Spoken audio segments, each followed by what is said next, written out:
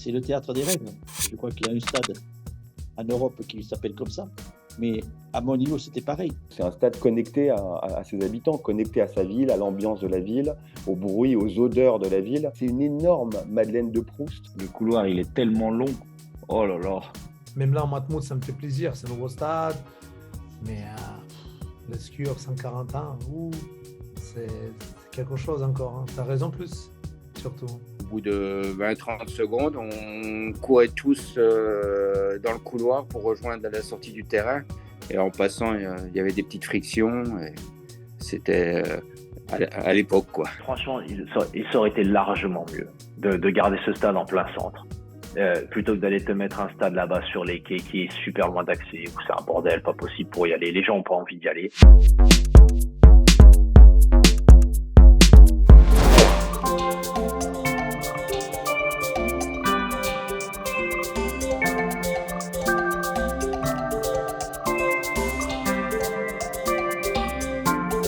C'est un théâtre, quoi.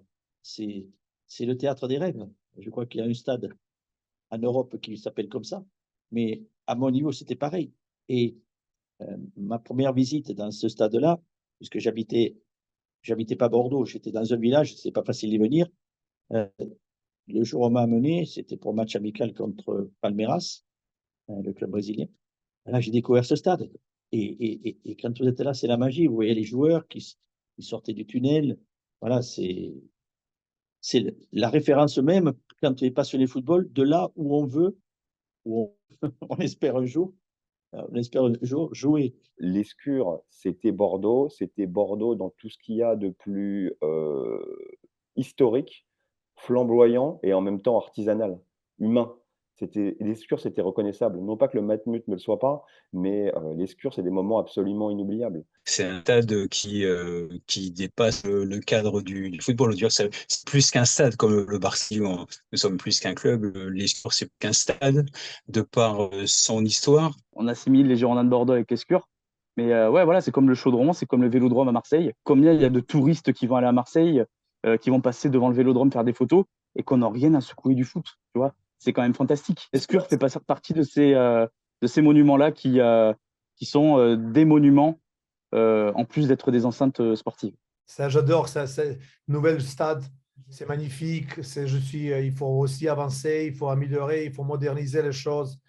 Mais vous savez, l'Escure, c'est un musée. Ça appartient partiellement d'UNESCO. On ne peut pas toucher l'Escure. C'est un stade que j'aimais bien parce que moi, déjà, il était en centre. je trouve les stades dans le centre-ville, j'adore ça. Les stades qui sont proches des centres. Ça me saoule, moi, les clubs qui mettent des stades, je sais pas où, là, tu sais, loin.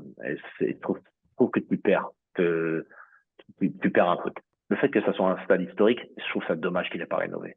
Tu vois, pour moi, ça aurait été exceptionnel qu'il rénove ce stade. Ça me saoule, moi, les stades, ouais, c'est domaine historique, on peut pas toucher, tout ça. C'est bon, arrête avec ces trucs-là. Ça me fatigue, moi, ces trucs-là. Ce genre ce truc culturel, là, historique et tout, on peut pas toucher, c'est classé, blablabla. Qu'est-ce qu'on s'en fout, quoi? L'Escure était complètement anachronique avec ce très long couloir. Il n'était pas forcément très confortable. Il avait absolument rien d'un stade moderne. Mais l'Escure, c'est aussi le caractère qui manque à l'équipe actuellement. Il y a énormément, tu sais, un déménagement, ça peut être un déracinement. Il y a énormément de clubs qui ont perdu de leur âme et qui ont quasiment perdu la vie en changeant de stade, qui ne se reconnaissent plus du tout. Et l'Escure, ce changement qui était économiquement et sportivement absolument aberrant, de partir au Matmut, car de toute façon, ce n'était pas un stade en propre, donc nous n'allions pas tirer profit à 100% des bénéfices de la billetterie. C'est un stade qui n'était pas en ville. C'est un stade, on l'a encore vu avec la Coupe du monde de rugby, qui est difficilement accessible. Donc voilà, c'est un énième partenariat public-privé. Bon, moi, j'ai des souvenirs extraordinaires là-bas en tant que jeune. Donc, j'allais voir tous les matchs avec mon père, donc j'ai des souvenirs très forts. C'est pas un stade comme les autres. Il y a un truc différent dans l'architecture. Il est en plein centre-ville. Bon, le couloir, forcément, c'est ce qui était un peu connu, on va dire. Les vestiaires qui sont un peu loin, tout ça, c'était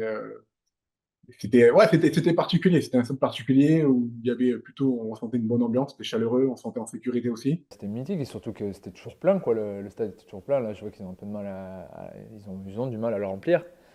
Mais l'ambiance était bonne, hein. J'en garde des très bons souvenirs des différents matchs que je suis allé voir là-bas, oui, même la Ligue des Champions aussi. Tu peux prendre tous les supporters des Girondins ou des gens qui ont vécu quelque chose de fort dans ce stade. Il y a un côté un peu mythique, cathédrale. Et moi, j'habite à Bordeaux, je continue à habiter à Bordeaux. Je passe pas tout le temps devant le stade et assez rarement.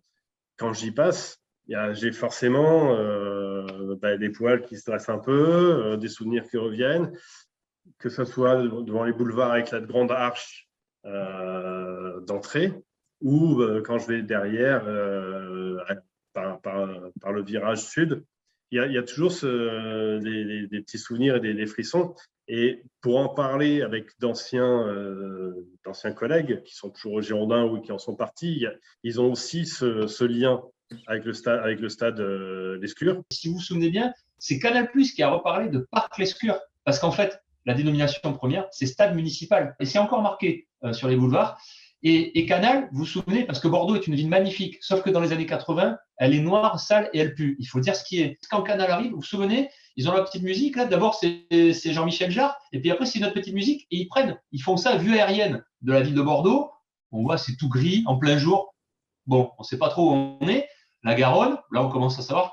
Et focus sur le parc Lescure en aérien, où on a une pelouse qui est magnifique, qui est la meilleure de France à l'époque, avec celle du stade Bonal à Sochaux. Et la caméra descend. Et effectivement, après, on arrive dans les vestiaires, dans le paddock, sur la petite musique. Et là, ça nous a tous marqués, quoi. Un stade qui a un patrimoine architectural comme cela, je pense qu'il n'y en a pas, je pense qu'il est unique. C'est vrai qu'il a été conçu comme une œuvre d'art gigantesque au service du sport, en fait. Et tout a été pensé pour que ce soit esthétique. C'est le cas de la toiture avec ces petits voûtins qui font le tour du stade et qui offrent une perspective interne exceptionnelle. C'est le cas des postes de surveillance, hein, les vigies qui sont à chaque extrémité des tribunes qui servaient au contrôle des courses de cyclisme et qui étaient aussi pensées pour être esthétiques. C'est le cas de l'Arche monumentale qui est sur les boulevards, des statues d'athlètes qui sont au stade annexe. Donc voilà, il y a tous les éléments du stade ont été pensés pour être esthétiques et au service du sport. À la base, en 1938, c'est un stade qui va servir pour le rugby et pour le vélo, le cyclisme. Donc en fait, le paddock, c'était pour les coureurs cyclistes. Et ces cabines que vous avez, le Tour de France est arrivé dans le stade. C'est vrai qu'en 38, il est inauguré par le foot, parce que c'est la Coupe du Monde en France, et on en profite avec le stade de Florent Neuf pour faire du foot dedans. Donc c'est vrai que c'est le foot qui a été le premier à s'installer dans le stade, mais c'était prévu pour le rugby. Le Tour de France va arriver, les cyclistes ont leur paddock, voilà, ils passent sous la tribune de face, ils arrivent, ils rentrent dans le stade avec la piste vélodrome. J'en ai pas parlé depuis qu'on discute, mais c'était un anneau, c'était prévu pour ça. Le paddock, c'est ça à la base, avec le carré des coureurs, en fait, voilà, qui est vite devenu le vestiaire des joueurs de foot, quoi. J'ai presque envie de te dire que c'était le seul paddock de France quasiment, parce que dans tous les terrains, habituellement, tu passes du vestiaire, tu as un petit tunnel, même pas. Des fois, tu passes du vestiaire, tu as 2 couloirs et tu te retrouves sur le terrain, comme à Marseille, par exemple. C'était une espèce de cour où justement il y avait plein de petits vestiaires. C'était les vestiaires pour les cyclistes, parce qu'il y avait aussi des courses de vélo de sur-piste, donc pour les pistards. Voilà. Et là, à ce moment-là, on n'allait pas s'échauffer sur le terrain avant le match. Et donc, c'était l'endroit d'échauffement. Il y avait un petit peu de grave.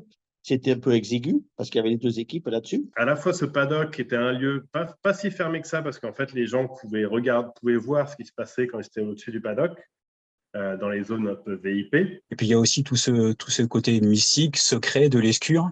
C'est effectivement le paddock, le tunnel. Et quand nous, on a la chance de pouvoir le faire le visiter pour les journées du patrimoine, par exemple, les gens nous demandent toujours, est-ce qu'on va aller voir le tunnel?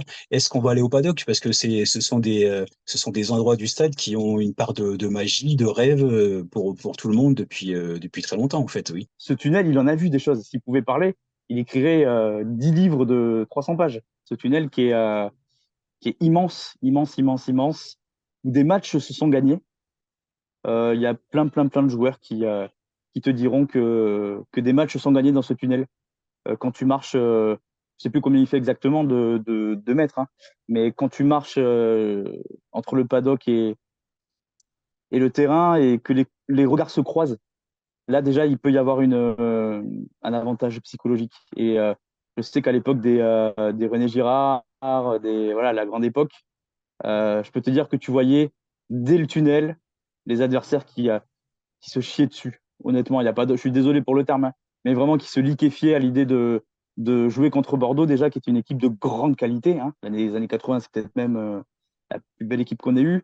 Mais c'est surtout, ouais, sur ce terrain, c'était vraiment ce qu'on appelle une antre. Tu vois, c'est vraiment, c'est un endroit où on savait qu'on allait passer 1 heure et demie compliquée. On sortait juste derrière les buts comme ça, et dès qu'on passait la tête, je dirais, de cette montée d'escalier qu'il y avait, on devait faire à peu près, quand on sortait du vestiaire, on devait faire à peu près une centaine de mètres dans un couloir assez étroit. Donc ça commençait déjà à faire monter un petit peu l'ambiance. C'était une tradition sous l'ère de Roland Courbis. On laissait partir l'équipe adverse, mais on attendait au paddock. On laissait partir l'équipe adverse dans le couloir. Et au bout de 20-30 secondes, on courait tous dans le couloir pour rejoindre la sortie du terrain. Et en passant, il y avait des petites frictions. Et c'était à l'époque, quoi. Maintenant, c'est plus possible, mais à l'époque, ça jouait déjà un peu psychologiquement dans le couloir. Ouais, des petits coups d'épaule, des petites mises en garde, des cris de motivation de notre part. Donc, ouais, c'était assez chaud, quoi. Vous savez pas si vous arrivez dans un corridor d'hôpital bombardé ou abandonné. Vous savez pas trop, quoi. Enfin, c'est un peu le chemin des gladiateurs, quoi. Vous voyez. Et on s'intimide jusqu'au moment où les tartes elles partent vraiment, quoi. Un mot de travers, il y a une ambiance, il y a une atmosphère, c'est électrique. Vous avez l'impression d'entrer dans la ligne Maginot. Aujourd'hui, vous avez des espèces de flaques. Vous avez intérêt à être vacciné contre le tétanos, hein, parce que je peux vous dire que le béton armé, il suinte, hein. Il y avait cette espèce de bruit de pas de ballon, et après cette descente, parce qu'en fait, quand vous descendez dans le tunnel, ça descend très vite et fort. Et après, c'est assez long, c'est humide, il y a une espèce d'odeur d'odeur d'humidité, plus le camphre, plus la transpiration, et tout ça se retrouve dans ce tunnel. Quelquefois, il était un petit peu long pour l'équipe adverse, et qui vite, il voulait que... Parce que là, il y avait des échanges, des petites caresses qui existaient, quoi. Là, déjà, on enclenchait un processus de déstabilisation psychologique, quoi. Ouais, bien sûr, oui. Mais moi, j'avais un endroit, donc on commençait à descendre dans ce tunnel. J'avais pris l'habitude de cogner mes 2 chaussures, tac, tac, contre le mur. Voilà, je les cognais comme un peu pour qu'elles soient bien à mon pied, comme ça. Et c'était devenu une espèce, je ne dirais pas de superstition, mais d'habitude. Et comme c'était des chaussures cirées, c'est des chaussures cirées, petit à petit, je marquais. Et ça marquait puisque le cirage restait imprégné sur le mur. On avait un frisson parce que cette tunnel lui donnait encore une plus force. Ça, c'est sûr. Même il était toujours abîmé, il était toujours problème avec de l'eau, il était toujours humidité, c'est normal. Quand on entre dans le tunnel, il y a une énergie particulière pour la force. C'est impressionnant. Et ça donne pas que pour nous, comme moi personnellement, toute la génération. Et ça, c'est l'esprit girondin, et ça, c'est l'esprit du tunnel et l'escure. Et ça nous donne la force et une motivation particulière plus. Le couloir, il est tellement long. Oh là là. Parce que ce couloir-là, attention, il peut avoir un effet un peu négatif, surtout quand on perd. Quand on perd, ça veut dire que parfois, on n'a pas le temps de réfléchir, on rentre direct au vestiaire, en fait, et direct, il y a les autres, le coach, il parle. Sauf qu'à l'escure, et Chaban Delmas après, bah, c'est un long moment, en fait. Donc, ça veut dire que tu as le temps de revoir toutes tes actions, de tout refaire, de tout réanalyser. Et parfois, c'est pas bon parce que tu te dis, ah, mais j'aurais pu faire ça. Ah, mais j'aurais dû faire ça. Putain, j'aurais donné un bras pour connaître ne serait-ce qu'une soirée. Tu sais, me mettre dans un petit coin de ce paddock et regarder, voir les regards des joueurs, sentir l'attention, sentir l'attention chez les adversaires, voir comment eux, ils pouvaient gérer un moment comme celui-ci. Voir l'excitation des journalistes quand les joueurs sortent du vestiaire. Putain, j'aurais kiffé, vraiment. J'aurais adoré vivre un moment dans le paddock de Bordeaux. Et tous ceux qui l'ont fait, ils peuvent dire, ben, moi, j'y étais. Moi, il y avait autre chose qui me marquait beaucoup à l'Escure, c'était l'éclairage. Quand je jouais à Bordeaux, jouant tous les 15 jours, je n'y prêtais plus attention, mais c'est vrai que quand je jouais à Monaco, quand on venait jouer à Bordeaux, je trouvais un éclairage assez diffus, pas très clair, lumineux, si vous voulez. Donc ça crée une atmosphère un petit peu surprenante. Quand on joue en pro, on a l'habitude d'avoir vraiment un éclairage très puissant. Je trouvais que le Parc d'Escure était un peu moins puissant que les autres, donc du coup ça crée aussi une atmosphère. On a l'impression de rentrer dans l'histoire du club, dans l'histoire de la ville, quoi. On a l'impression d'être dans un monument, contrairement à maintenant où ces stades, je dis pas que c'est tous les mêmes, mais ils se ressemblent pratiquement tous, tandis que l'Escure, il y avait ses arcades, il y avait anciennement le Vélodrome, il y avait une histoire. On sentait le passé qui pesait dans cette enceinte. Moi, j'ai aimé jouer là-bas.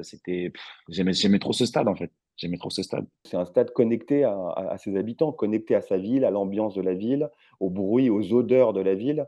Donc, c'est quelque chose de. Moi qui ai longtemps habité à Londres, c'est un stade anglais sans être un stade anglais. C'est-à-dire que c'est un stade qui est rattaché à son environnement. Moi, ce que j'adorais dans les stades anglais, c'est sortir du métro, passer des rangées d'habitations et tout d'un coup voir le stade. Et je trouve qu'un stade connecté à la ville, c'est exceptionnel. Et vraiment, l'Escure, c'est ça. C'est une énorme Madeleine de Proust et en même temps une déception parce que c'est vrai que quand je vois l'UBB qui joue, quand je vois l'engouement populaire et l'attachement populaire, qui n'est pas nouveau, mais qui est quand même sans cesse renouvelé à l'UBB, et que nous, on est obligé d'aller jouer au bout d'une ligne de tramway au Matmut, qui est un très beau stade, hein, soit dit en passant. J'ai du mal à me dire que ce déménagement, ce changement de stade était peut-être annonciateur en fait, de la lente perte d'esprit et d'âme bordelaise au sens très large. Franchement, ça aurait été largement mieux de garder ce stade en plein centre. Plutôt que d'aller te mettre un stade là-bas sur les quais qui est super loin d'accès, où c'est un bordel, pas possible pour y aller. Les gens n'ont pas envie d'y aller. Franchement, et puis à Bordeaux, même si c'est un club énorme, tu remplis ton stade 4 fois dans l'année. Tu le remplis contre Paris, contre Marseille, contre Lyon et contre Saint-Etienne. Voilà. Après les autres matchs, bon, ben, ça dépend d'où tu es classé. C'est tout. Quelle perte d'argent, sincèrement. Les clubs comme ça qui veulent construire des gros stades et tout, alors que tu remplis déjà pas ton stade, je trouve ça débile. Même là, en Matmut, ça me fait plaisir. C'est un nouveau stade. Mais l'Escure, 140 ans, c'est quelque chose encore. Hein. Ça a raison plus, surtout. Je ne vais pas faire le lover, hein, mais c'est de l'amour, en fait. C'est de l'amour. C'est de l'amour. Et le jour où, pour une raison X ou Y, hein, pour un changement de municipalité, pour une raison politique, tu sais, on ne sait pas, des fois, on ne maîtrise pas. Le jour où il y a du changement à l'Escure, ça va me faire chier.